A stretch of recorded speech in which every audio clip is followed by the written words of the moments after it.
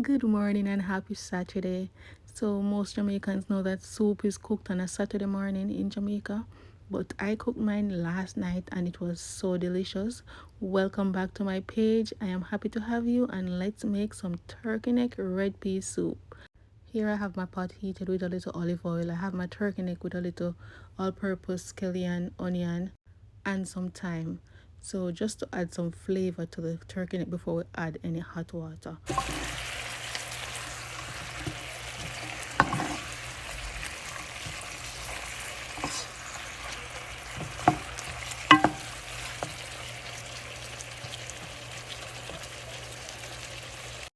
Now I'm just gonna go ahead cover it down so that all the flavors can marry. Meanwhile, I am cooking my peas in a separate pot.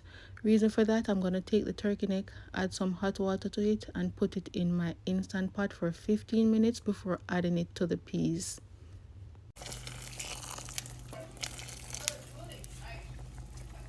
Now you just want to use a spoon to remove the froth that is formed on the top.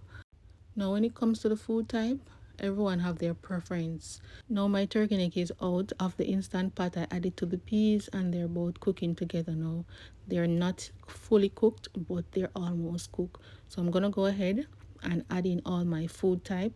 I'm using yam, potatoes, breadfruits, carrots, and of course, what is soup without dumplings? I love dumplings, especially when I'm making red peas. It must be cornmeal dumplings. So I add my flour, my cornmeal, my salt. I'm gonna gradually add my water till I have my nice firm dough. Someone asked for a dumpling tutorial to make the perfect dumpling, and that video is coming up. Now I'm going in with my corns, my yellow yam. I'm also adding in my breadfruit and my carrots afterwards. And as I said before, everyone have their preference. So if I'm adding in food that you don't like, you don't necessarily have to add it in. It's soup. So go ahead, throw in whatever food you like. You know what I like in red pea soup? Sweet potatoes, but I didn't have any. However, you have to be careful when you put in sweet potato in your soup. You have to add a small amount and add it in last, because if it gets too mushy, your soup is going to be so thick and you don't want that. So now it's dumpling and Irish potato time, and I'm also seasoning my pot with thyme, scallion, scotch bonnet pepper, and of course cock soup.